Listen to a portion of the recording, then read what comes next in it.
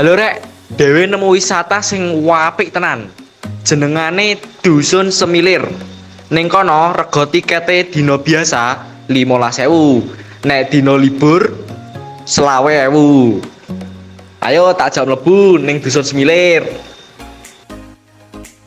Pemandangan Sekondur cakep banget. Arsiteknya pinter gawe nih. Iso didelok rek. Akeh barang utawa oleh-oleh sing apik lan cocok nggo kowe. Ana guci, hiasan, topi, klambi, tas sing cakep kanggo kowe-kowe kabeh. Pokoke barang-barang sing mbok golek ning kene lengkap, aman, langsung diborong wae, ndak pakai lama.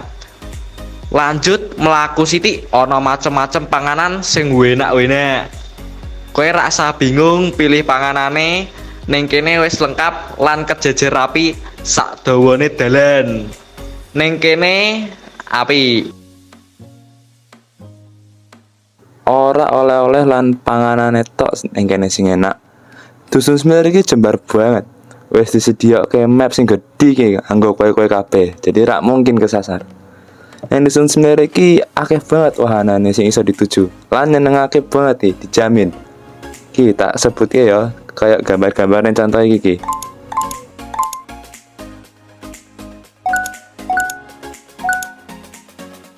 Piye, seru toh nih Dusun Semilir toh. Langsung gue nih gini, rasa pikir panjang. Dusun Semilir ki paling top. Ayo.